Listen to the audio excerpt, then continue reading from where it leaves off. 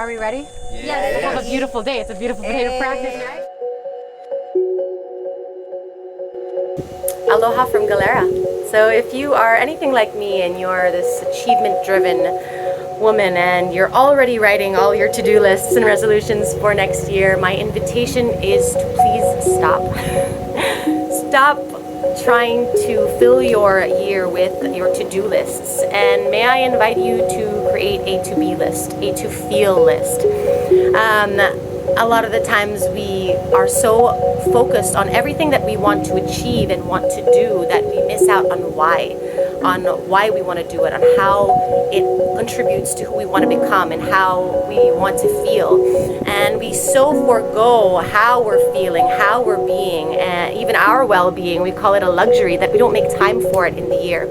I am Elle. If we haven't met, I am a peak performance mindset and motivational coach, but more than anything, guys, I'm a recovering workaholic. I used to subscribe to this old success paradigm of do, all outcome-oriented deliverables, success, achievement, accumulation.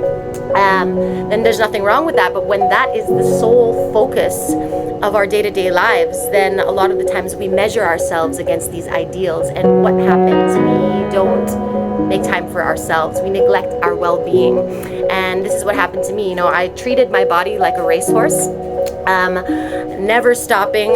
For me, it was more important to achieve things than to spend time, you know, doing the things that lit me up and playing. I thought that was a waste of time. I thought well-being was a waste of time, and I neglected my relationships. I ended up pushing myself so hard that I burned out and had a nervous breakdown.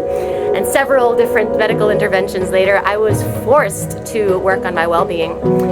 But it was the best thing that ever happened to me, because after being forced by my doctors, I realized actually my well-being is what unlocks my peak performance.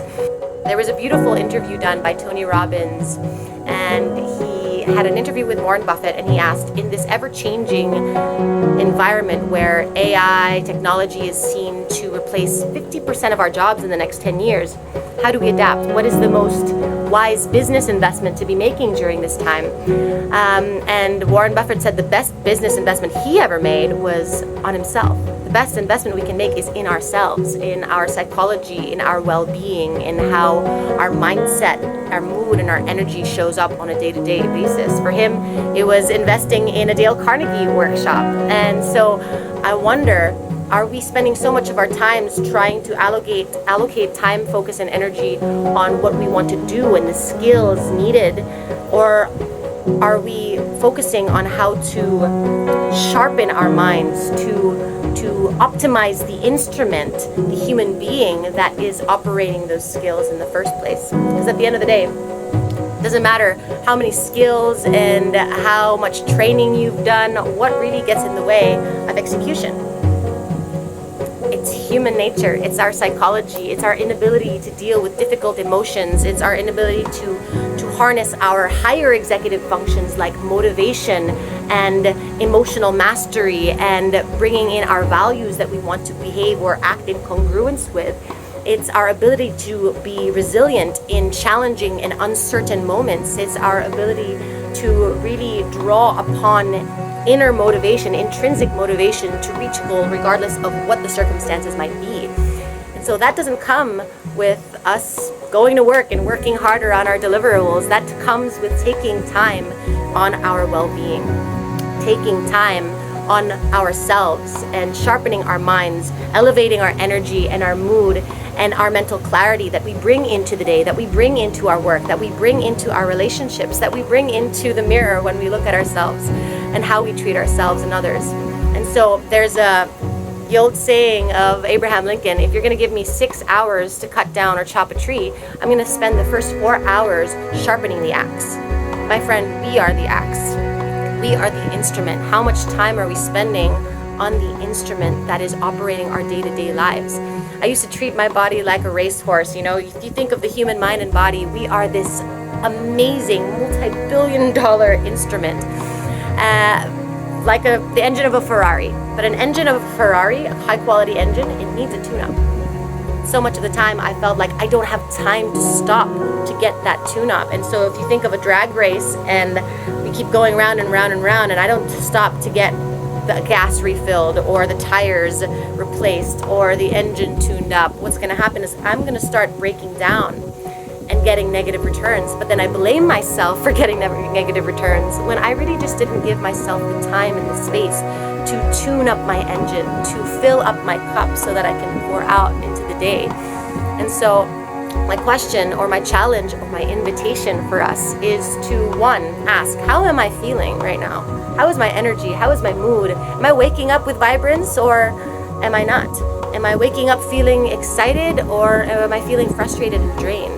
Because that's going to affect my performance. So how would I want to feel? How do I want to be greeting the day? What energy and focus and mood do I want to have on a day-to-day basis that allow me to reach my personal and professional goals? That's number one, awareness. How am I feeling? How do I want to feel? And number two, what is one small practice, one habit that I can start employing in 2024 that will allow me to feel my best so I can perform my best? What's one little habit at the beginning of the day to help sharpen your focus, to help elevate your emotions, to help spark your motivation and boost up your physical energy? What is one small thing that you can do to elevate yourself? And number three, who are the people that you're surrounding with? Do you have a community that is there to uplift you and support you on your goals? Or are you surrounded by people that are keeping you stuck in the same old patterns as before? Do you have a group of people, they say, proximity is power. So do you have a group of people around you that are keeping you accountable to the person that you want to become? And if not, I welcome you to join our community. So you know what? I could not be here and I am not here off of my own strength. It is because of the strength of the people in my community that have allowed me to go through the challenging obstacles and step up and really pursue the values and the things that matter most to me and not what I think I should be doing.